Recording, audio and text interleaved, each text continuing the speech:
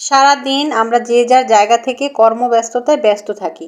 রাত হলে আমরা একটু শান্তি খুঁজি বিশ্রামের মাধ্যমে। আর এই আরামের ঘুম হারাম করে কার উঠতে মন চায় কাজ করতে বলেন তো? এখন কথা হলো, আমার সংসার, আমি খেতে হলে আমার উঠে কাজ করতেই হবে। তবে আপনাদের ভাইয়া একদমই এটা পছন্দ করে না, রাতে না ঘুমিয়ে রান্না করা।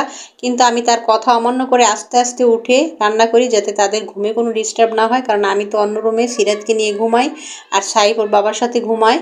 তো তাদের কোনো ডিস্টার্ব আমি করি না, আস্তে আস্তে করে আমি রান্না করি। তবে গতকাল আমার রান্না করতে অনেক বিরক্ত হয়েছিল, কেন জানি না, একটু ইচ্ছা করে নাই, চোখে ঘুম ছিল। কারণ আমি ঔষধ খাচ্ছি আমার একটু শারীরিক প্রবলেমের জন্য, তো ওই ঔষধগুলো অনেক ঘুম আসে।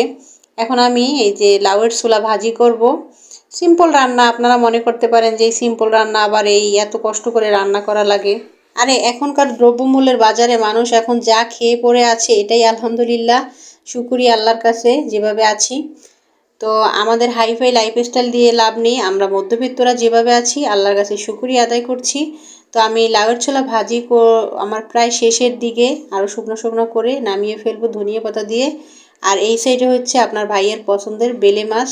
বেলে মাছগুলো বেশি বড় না, ছোট, কিন্তু অনেক মজা। আমি সব মশলা মাখিয়ে তেলের ভিতরে এক পাশ ভালো করে ভেজে আবার অন্য পাশ উল্টিয়ে তারপর ধনিয়া পাতা দিব। আর একটা জিনিস রান্না করেছি, এটা হচ্ছে লাউয়ের ডাল। এটা শীতকালে আমার কাছে খেতে ভীষণ মজা। এই যে আমার রান্না হয়ে গেছে, আমি টেবিলে বেড়ে রেখেছি। জানি না ভিডিও করলে কখন ক্যামেরা উলট পালট হয়ে যায়, আসলে সব ভিডিওগুলো সুন্দর মতো হয় না। আর রাতে আমি জানি যে রাতের রান্নাগুলোর ক্লিপস নিলে ভালো আসে না, কালার দেখা যায় না। তারপরেও কি করার, আমার রাতেই বেশি রান্না বান্না করতে হয়। কারণ সকালে তো গ্যাসের আশায় থাকতে থাকতে কারেন্ট বিল আমাদের গোনা লাগে। তো এই যে দুপুরের ভাত বেড়ে নিলাম, সাইবকে খাইয়ে দিব, ও মাদ্রাসায় চলে যাবে। স্কুল থেকে আসলো কিছুক্ষণ আগে, তারপর সিরাজকে খাইয়ে ঘুম পাড়িয়ে দিব। আমার দুই ছেলেকে, আর ছেলের সারাদিন সংসারে কাজ বাজ করতে করতে আমার দিন চলে যায়, তার মধ্যে ভিডিও মেক করা লাগে। এতে আমার নিজের প্রতি কোনো সময় আমি আসলে 100% দিতে পারছি না। যে সিরাতের গায়ে জ্বর আসছে, ওর শরীরটা ভালো না।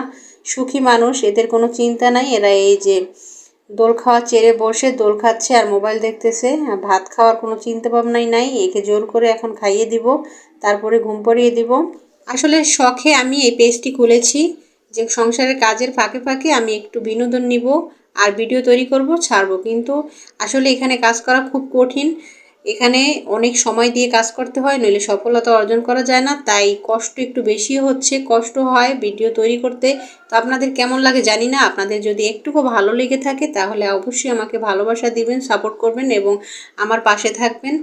আপনারাও ভালো থাকবেন, সুস্থ থাকবেন, সবাই আমার জন্য বেশি বেশি দোয়া করবেন। আল্লাহ হাফেজ, আসসালামু আলাইকুম।